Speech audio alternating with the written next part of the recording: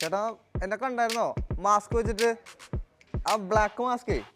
Black mask വെച്ച് ആരെയും ഞാൻ അവിടെ കാണില്ല. ചേട്ടാ കാണാല്ലേ? ചേട്ടാ ഒന്ന് തിരിഞ്ഞേട്ടാ.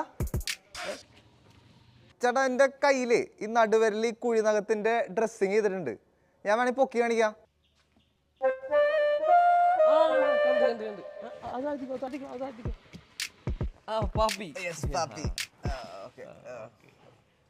അല്ല ഈ മാസ്ക് അത് 2 ദിവസമായിട്ടേ ഭയങ്കര ചുമയാ. പക്ഷെ സ്മെല്ലൊക്കെ ഇങ്ങോട്ട് പോയിട്ടേ കുഴപ്പമില്ല, വേണേ മാറ്റാം. ഇല്ല കുഴപ്പമൊന്നുമില്ല.